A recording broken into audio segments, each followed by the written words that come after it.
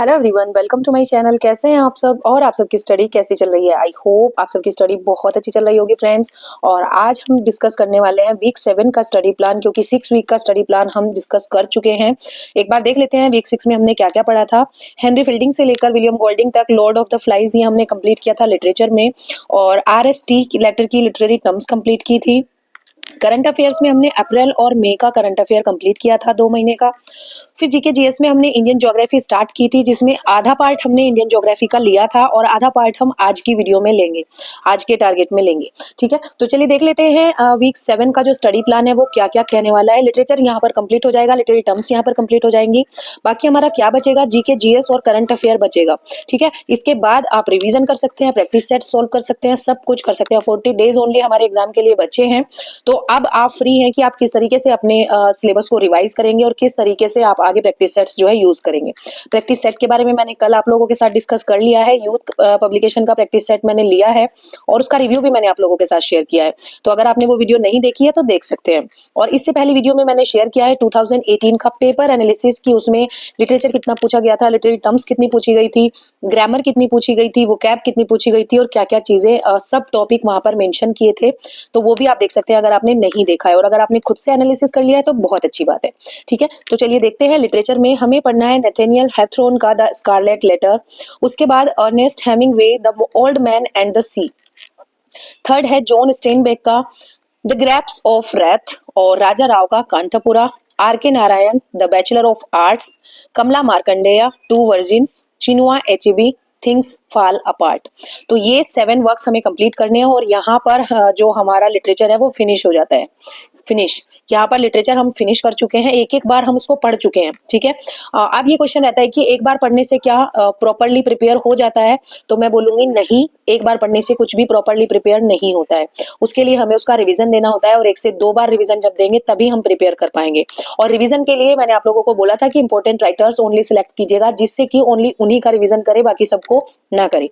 तो आप 2018 वाली वीडियो का जो एनालिसिस है वो देख सकते हैं, वहां से हमें पता चलेगा कि कौन से राइटर्स ज्यादा इंपॉर्टेंट है, जिनको हमें ज्यादा पढ़ने की जरूरत है। बाकी को हम एक एक बार रिवाइज करेंगे और बाकी जो इंपॉर्टेंट राइटर्स हैं उनको ज्यादा बार रिवाइज करेंगे। ठीक है, लिटरेरी टर्म्स आज कंप्लीट हो जाएंगी इस वीक में, UVWXYZ, क्योंकि इनमें इतनी लिटरेरी टर्म्स नहीं रहती हैं, तो इन सभी लेटर्स की लिटरेरी टर्म्स हमें यहाँ पर कंप्लीट करनी है। ठीक है, करंट अफेयर्स में हमने जून और जुलाई का मंथली करंट अफेयर पढ़ना है। ठीक है, या आप यूट्यूब से कोई वीडियो देख सकते हैं, या SPD वगैरह जो भी आपके पास मैगजीन हो आप उससे इसको कंप्लीट कर सकते हैं। उसके बाद जीके जीएस का ज्योग्राफी, जो इंडियन ज्योग्राफी पार्ट हमने वीक 6 में चलाया था, उसी को कंप्लीट करेंगे और उसी के टॉपिक्स यहाँ पर मैंने आगे मेंशन किए हैं।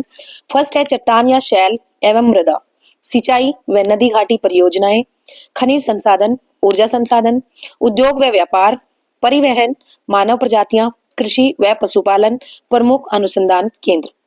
तो यहाँ पर ज्योग्राफी कंप्लीट हो जाएगा। सो फ्रेंड्स, वीक 7 में हमारा लिटरेचर कंप्लीट हो जाएगा, लिटरेरी टर्म्स कंप्लीट हो जाएंगी, करंट अफेयर्स आधा कंप्लीट हो जाएगा, ग्रामर वो क्या हम पहले ही कंप्लीट कर चुके हैं, और जीके जीएस में हमने हिस्ट्री कंप्लीट कर लिया है। ठीक है, और ज्योग्राफी,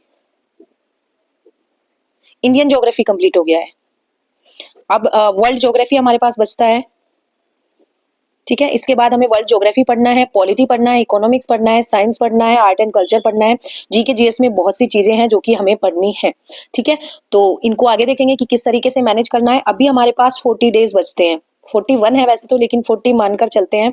इन 40 डेज में हमें अपना रिविजन भी करना है एंड प्रैक्टिस भी, क्योंकि 3 चीजें सबसे ज्यादा जरूरी होती है किसी भी एग्जाम के लिए। सिलेबस कंप्लीट करना, जो कि हम कर चुके हैं, लिटरेचर का मोस्टली हो गया है, और लिटरेरी टर्म्स का हो गया है, ग्रामर वोकैब का हो ही गया है, और उसके बाद रिवीजन और उसके बाद प्रैक्टिस।